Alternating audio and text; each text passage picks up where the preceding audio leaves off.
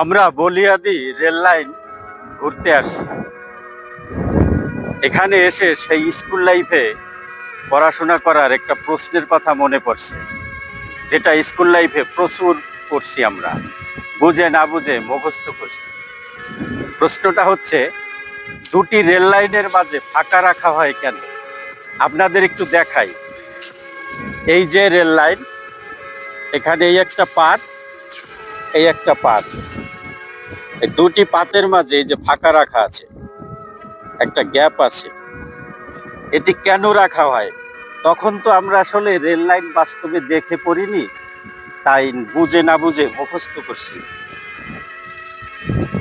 আসলে প্রতিটা পড়াশোনাই পড়ার পাশাপাশি প্র্যাকটিক্যালি দেখে বোঝা উচিত। তাহলে হয় কি, সেটা মুখস্থ করলেও পরে আর ভুলে যায় না। কিন্তু বুঝে না বুঝে মুখস্থ করলে পরবর্তীতে মনে থাকে না। আমরা কোনো রকমের পরীক্ষার খাতায় যেমন বমি করে মানুষ, তেমনি মুখস্থ লিখে আসি, পরে আর খেয়াল থাকে না এবং বিষয়টা বুঝি না। আসলে ঘটনা হচ্ছে, দুটি রেল লাইনের মাঝে ফাঁকা রাখার মূল রিজন হচ্ছে, এটার উপর দিয়ে যখন রেল চলে তখন এখানে প্রচুর তাপমাত্রার সৃষ্টি হয়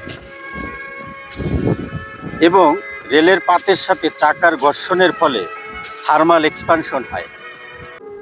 তাপমাত্রার মাধ্যমে এটা এক্সপান্ড হয়ে এই পাতের দৈর্ঘ্য হালকা একটু বেড়ে যায়। তো যদি ফাঁকা না রাখা হয় তাহলে দৈর্ঘ্য বেড়ে গিয়ে এখানে জায়গা না পেলে তখন এই পাতটা বাঁকা হয়ে যায়, কোনো একটা পোরশন বাঁকা হয়ে যায়। আর যদি কোনো একটা পোরশন বাঁকা হয়ে যায় তখন রেলের চাকা এই পাতের উপর দিয়ে আর চলতে পারবে না, অ্যাক্সিডেন্ট হবে, মাস্ট দুর্ঘটনা ঘটবে। তাই এটা থার্মাল এক্সপানশনের মাধ্যমে যখন একটু প্রসারিত হয়ে লেন্থ বাড়ে, সেই লেন্থটুকু এই ফাঁকা জায়গায় এসে অ্যাডজাস্ট হয়। এই থার্মাল এক্সপানশন এবং কম্প্রেশনের কারণে প্রতিটা রেলের পাতের একটা নির্দিষ্ট দূরত্ব পরপর এরকম গ্যাপ রাখা হয়। এই গ্যাপটা খুব ইম্পর্টেন্ট আপনার সেফটির জন্য, রেল চলাচলের জন্য, দুর্ঘটনার হাত থেকে এড়িয়ে চলার জন্য এটি মোস্ট ইম্পর্টেন্ট। এই গ্যাপ না থাকলে মাস্ট দুর্ঘটনা ঘটবে। তাই তো এই রেল লাইনের মাঝে এরকম ফাঁকা রাখা হয়।